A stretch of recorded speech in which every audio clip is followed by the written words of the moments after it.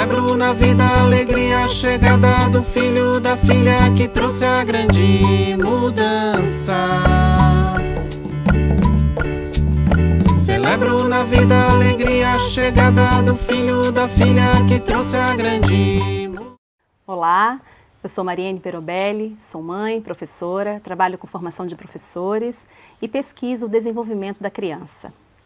Hoje eu vou abordar uma questão que tem trazido muitas inseguranças, dúvidas e incertezas aos pais de crianças de 0 a 3 anos, que é a exposição da criança pequena às telas e aos eletrônicos.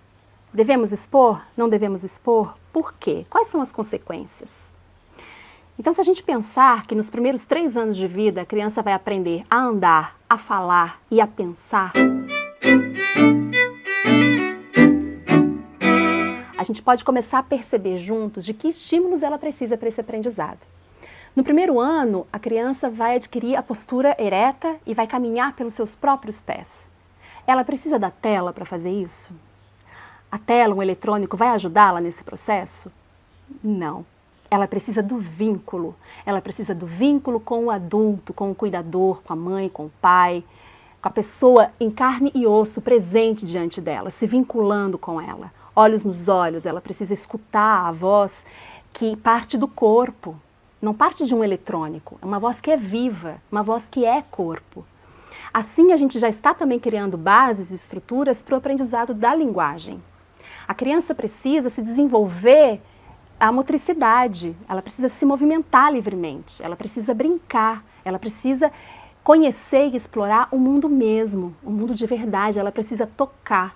É o período em que ela vai desenvolver o tato, o movimento, o equilíbrio.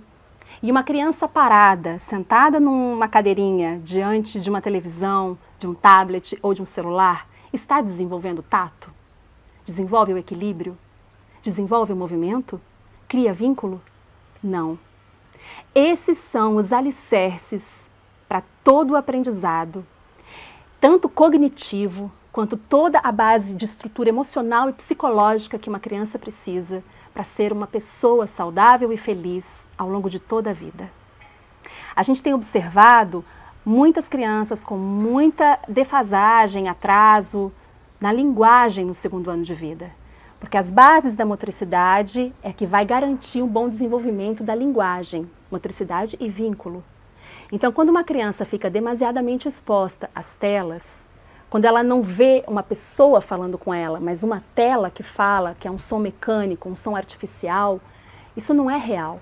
Ela, por mais que os joguinhos se digam educativos, por mais que os desenhos se coloquem como desenhos educativos, não é desse estímulo que ela precisa nesse período.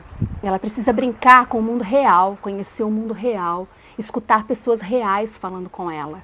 Perceber o ritmo, a musicalidade, a temperatura, o som, como que esse som toca na pele dela. É muito diferente um som que parte de um corpo para outro corpo e de um som que parte de uma tela ou de um eletrônico para o nosso corpo.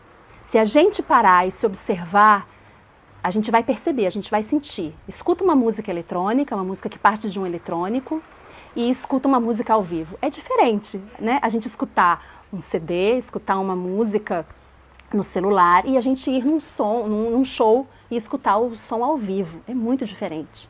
É muito diferente você ter a experiência de ir ao teatro e da experiência de assistir um filme numa tela. São experiências diferentes. E qual experiência é mais significativa no começo da vida? A experiência ao vivo. Então seria muito importante que a gente cantasse para e com a criança, que a gente se vinculasse com ela, que a gente buscasse a relação da criança com o mundo mesmo, e não a relação da criança com a tela sendo a mediadora entre ela e o mundo. Não é disso que ela precisa. Muitas pesquisas ao redor de todo mundo vêm comprovando que o atraso da linguagem tem sido recorrente por conta do uso excessivo, do estímulo excessivo de aparelhos eletrônicos e telas. Inclusive, muitos países da Europa estão pensando sobre a possibilidade, estudando a possibilidade de banir os eletrônicos e as telas das escolas de educação infantil até os 5 anos. Porque esse atraso na linguagem está impactando também no atraso na alfabetização, dificuldades de alfabetização. E isso é uma bola de neve que só vai crescendo ao longo de toda a vida.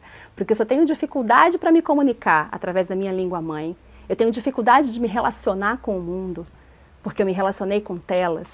Se eu estou no começo da minha vida comendo diante de uma tela de um celular, assistindo um desenho, e eu nem sequer percebo o que eu estou comendo, é automático, né? Eu não sinto gosto, eu não sinto a textura, eu não percebo a quantidade de alimento que eu estou comendo.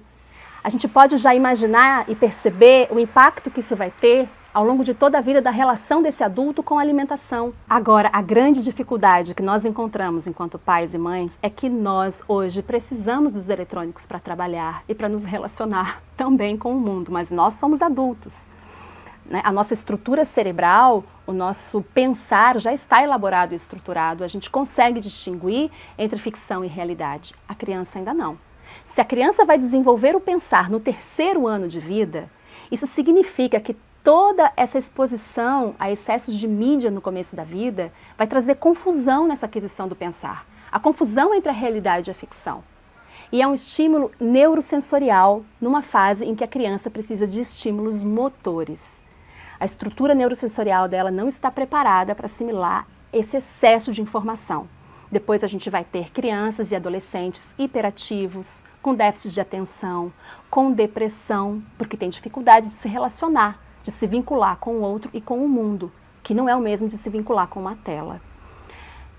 A nossa dificuldade, então, enquanto pais e mães, é como a gente se relaciona, então, com os eletrônicos.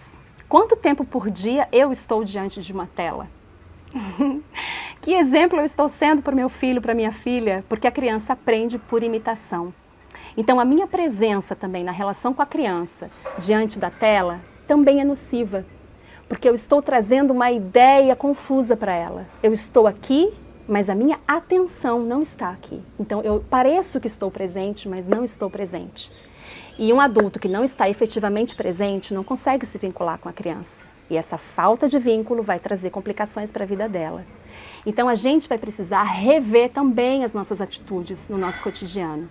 O que não quer dizer que você vai ter que banir os eletrônicos e as telas da sua vida. Mas você vai precisar organizar um ritmo. Criança precisa de ritmo. Nós também precisamos de ritmo. A vida é feita de dia, noite, primavera, verão, outono, inverno. Tudo que é vivo no planeta Terra tem um ritmo.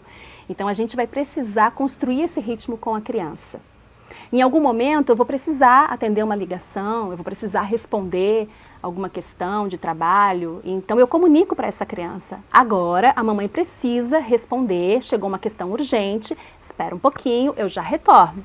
Vou, respondo, não me disperso indo para redes sociais ou outras questões, porque o tempo que eu tenho com a minha filha é muito precioso. A gente precisa trabalhar, a gente precisa ficar tantas horas por dia longe deles, então que esse tempo em que eu estou com ela ou com ele seja um tempo de presença verdadeira. Depois que eles dormirem, aí eu vou acessar as outras questões que são menos urgentes, né? Eles precisam entender também que eu sou adulta e que eu, em alguns momentos, vou precisar acessar. Então eu comunico, eu explico isso para a criança. Fica confuso quando eu estou o tempo todo aqui e ali, com a criança e no celular, no real e no virtual simultaneamente. Não é uma presença efetiva, incorporada, aqui e agora. A criança está chegando nesse mundo, aqui agora. Ela precisa apreender que o mundo é bom, que o mundo é belo e que o mundo é verdadeiro. Para isso eu preciso ser uma pessoa que tenha essas qualidades na relação com ela.